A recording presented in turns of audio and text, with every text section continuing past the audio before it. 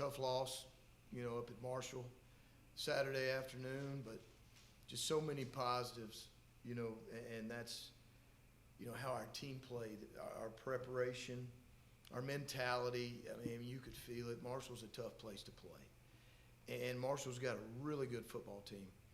I knew when we watched them Sunday and Monday, and we met, as a staff throughout the week, I said, this is a really good Marshall team.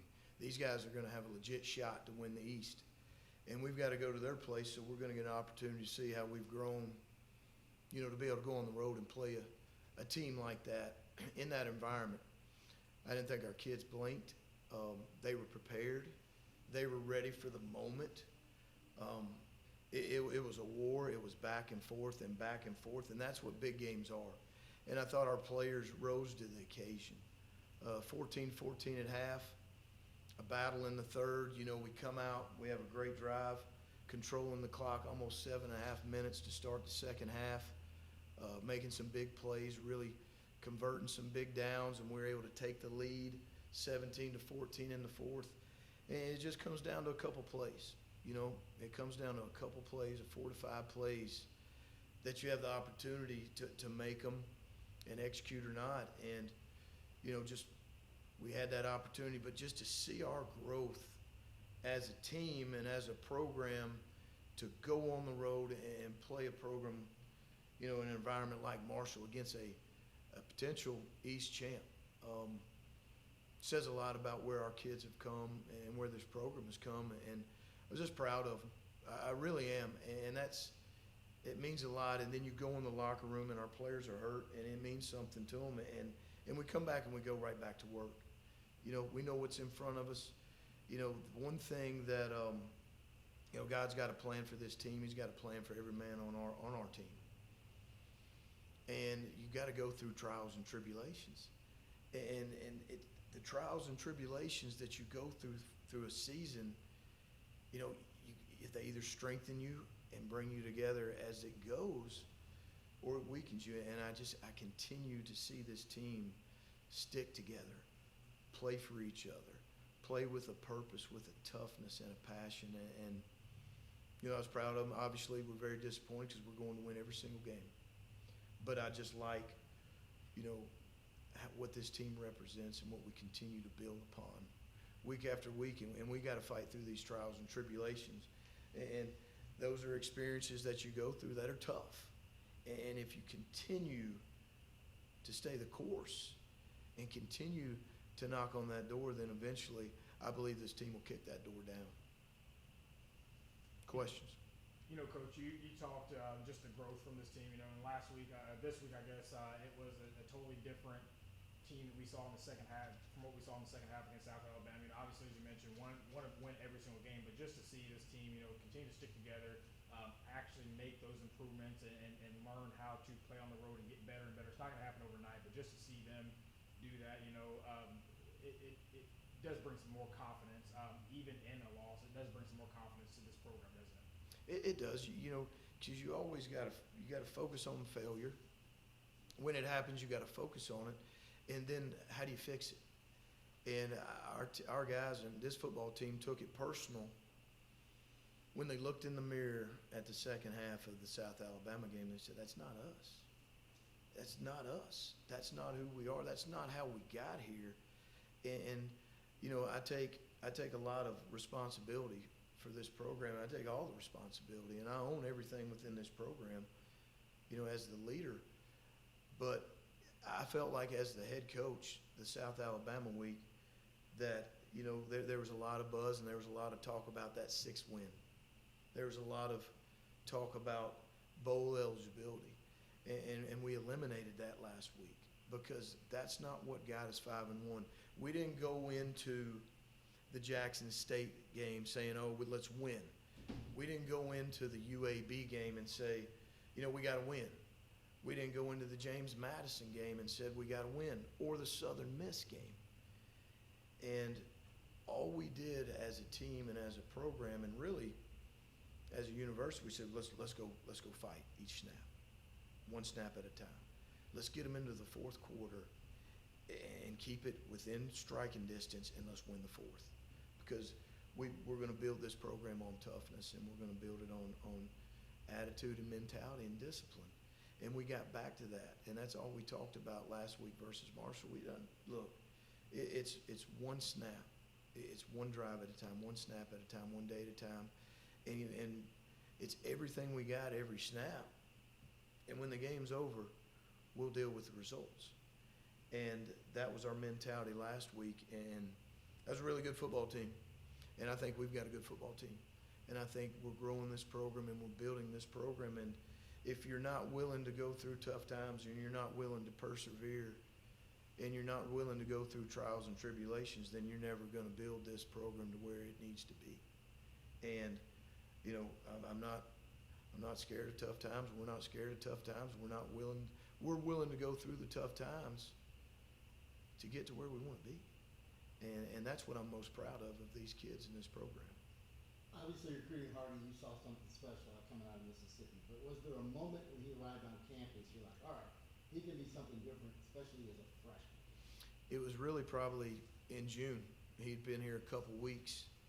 And, you know, we had trained January, February, March, the guys that were here. And then when the new guys come in, we brought in 42 guys the end of May, 1st of June into this program. But he stood out immediately from his mentality and his work. The harder our workouts got towards the end, the harder he worked. And he never gave in, and he's hard on himself, and he doesn't make excuses. So he really stood out immediately on his work ethic and his mentality. Coach, I think maybe outside of this locker room, guys have high expectations. You're probably ahead of schedule than anybody expected. You kind of mentioned, you know, the pressure. Look, this elephant in the room is that sixth win. Do you think maybe the last week, maybe the guys put too much pressure on themselves trying to make too many plays? I think that the South Alabama game, without a doubt, you know, when the game was over and I hadn't seen that team, that wasn't us, and it just you know, I had to do some deep searching. I said, how did this happen? You know, this is not us. I haven't seen this. And again, I take full responsibility. And as the leader, you know, it's easy because we do have goals and we do have missions, and going to a bowl game is one of our goals and one of our missions. Winning a bowl game and being a bowl champion is one of our goals and our missions. Winning the West is one of our goals and missions. And we're real and genuine when we say that. And when we got that fifth one, you're looking at 73 new guys, and you're looking at 50 guys on last year's roster that hadn't been in this situation in a while. And it is a new team. And I do think that we set our mind on being bowl eligible and getting that sixth win instead of our 134 mentality where we came from and our put the ball down and snap it and let's go to war one snap at a time. And that's how we got those 5 wins. We've been an underdog every game, I think, but maybe one, I think Southern Miss. So we live in that world and we thrive in that world, and we've got to stay in that world. And that's up to me as the head coach to keep us in that world amongst, we all know it. It's the elephant in the room. And we know we've got a tough schedule. Every game is a war. And for us, let's just focus on the war one day at a time. Let's focus on our preparation. And, you know, I think that's something that took our minds off of, you know, what got us here. And that's on me. And now we got back to it, and that's where we're going to stay. And we'll fight every snap to the last second, and we'll deal with the results after. Coach, you mentioned Ahmad Hardy, 207 yards, TD. You mentioned him before, and first time I really kind of noticed them in the same backfield together. James Jones had a tremendous catch, 9 carries, TD, caught a couple of passes. Is he starting to feel really comfortable in this offense where you feel like you can utilize his talents along with Ahmad's? 100%. You know, James Jones, the last 3 weeks of his development, on and off the field, and his mentality has just truly grown. I've been very proud of him. I still think he's got a high ceiling. I think he's comfortable now with outside zone. He's pressing his aiming points really well. It's it's not always wide open. It's not always clear. But a term that we use around here, running outside zone, is you've got to be able to run through the smoke. And I think if you go back and you watch that film, you see James run through the smoke. He's pressing it. He's confident. He's got great pad level. He's understanding how to set up the blocks now on outside zone. And when it's dirty, he was running through the smoke. He made about 3 really good 6-yard runs that were outstanding runs. And I think some of Ahmad's best runs were his 4- and 5-yard runs. Obviously, he had some other real explosive runs, but that's the growth and the development of outside zone. When you can run through the smoke and always get a dirty 3 is what we call it, a dirty 3. You stay ahead of the sticks. 3, 30, 20, 10. And we're starting now, I think, as an offense just now to truly understand how to run outside zone and understand the patience and how to hit it, versus different looks. And I think James has really grown, man. I'm excited about him, how we go, because we always want that two-headed monster in what we do offensively, and then you want your third guy to be a mixer. So, again, we're going into week 9 of a new team and a new offense, defense, and special teams, and our kids just continue to take steps. And that's what we're doing, man. Let's just keep building it. Let's keep building it.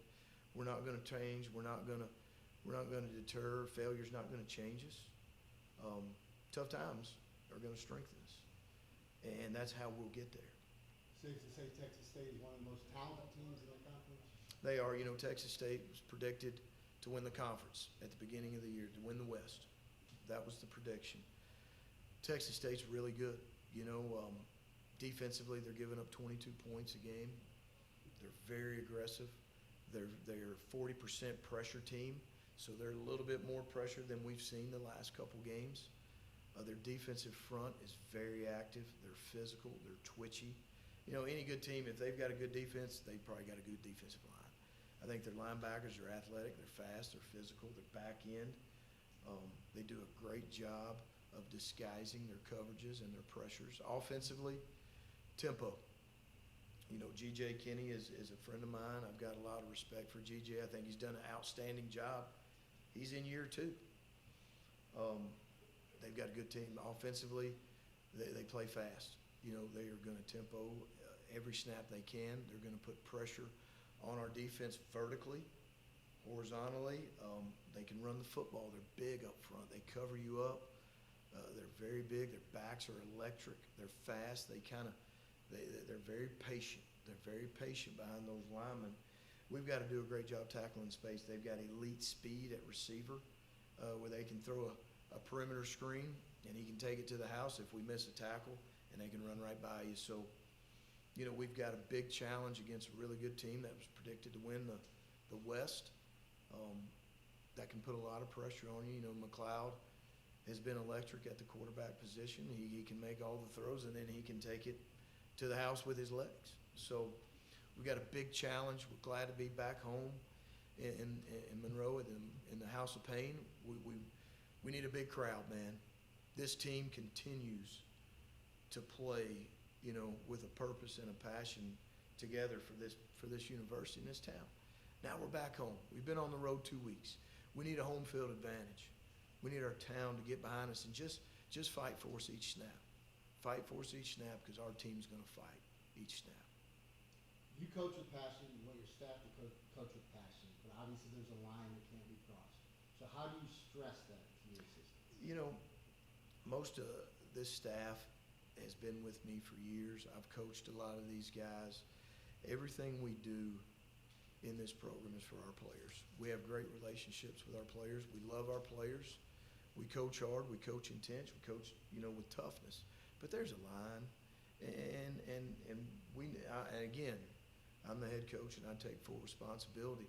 But that's not who we are, and that's not what we're about. And everybody has standards, and we have standards as coaches too. And Coach Cam will be the first one to tell you that that's not who he is. That's not who we are. That's not what we stand for. And Cam and Drew have a great relationship. We all have a great relationship. But again, that's not who we are, and that's not what we stand for, and that won't be accepted here. You're not on social media a lot. Did you know the buzz that it was creating, and you guys need to get out in front of it? I really had no idea, to be honest. It was a fourth down call, and you go back, because I didn't know about it until after the game. And, you know, I'm calling plays, and we're seeing personnel, and I never saw it. I was watching the game, and at the end of the day, we all learn, and we grow from our mistakes, you know. There's no doubt in my mind that, you know, our staff, you know, and Coach Cam, they all will learn and grow from this, and he loves those kids as he does his own. But there's also things that we got to fix as coaches, and we got to look in the mirror and own as the players do. You know, Coach, obviously a lot of noise this weekend with this situation, you know, but for this team, just to refocus, regroup, as you mentioned, get back to that 134 mentality and get back on track to finish out the season the way you guys started and the way you guys want to finish it out. You know, how important is that for you guys? I think it's critical. I think it's critical that we stick to what got us here. We stick to what we believe in. You know, there's distractions everywhere. There's distractions after success. There's distractions after failure. There's distractions in open weeks. And the biggest thing is you've got to maintain your focus. You got to maintain your focus on who you are and who you are daily. Because who you are daily is who you will become, and that's a big staple of our program. And at the end of the day, you know, it's us versus everybody else, and we stick together. We stick together as a town. We stick together as a university, as a staff, as a team, as a program. And you know what? Let's win today. Let's win today, and then let's win tomorrow, and then let's win the next day, and let's win the next day, and let's have our team ready to play at home, you know, in the House of Pain Saturday afternoon, or really Saturday morning at 11 o'clock kick. So again, you know, adjustments, preparation, and let's tee it up. Let's get ready to tee it up again and get these guys ready to go and get this town ready to get behind them every snap.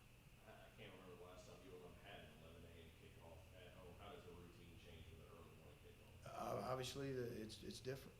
You know, we've played a lot of, you know, mainly 6 p.m. games at home, minus the Southern Miss games. So, again, you know, you've got Texas State that played last Tuesday. They've got a 10-day break.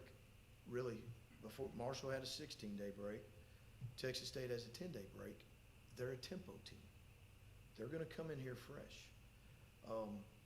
We've been on the road 2 weeks in a row, so we've got to make some adjustments. We've got to get this football team, you know, prepared and as fresh as we can be at this point in the season for a team that's going to spread us out and tempo us up and down the field. So we've got to make some adjustments this week in practice and throughout this week to get these guys ready. We've got to be on point with our nutrition, with our treatment. And that's why, you know, the training room's so important, that we continue to build our training room. We'll be ready. There's no doubt this football team will be ready.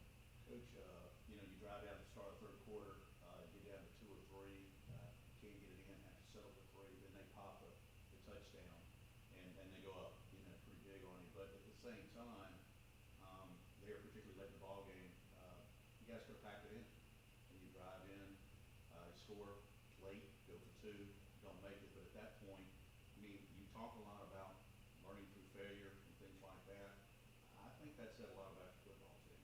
I agree, and I think those are the hidden wins or the hidden successes when you're in phase 1, in stage 1. That's not common.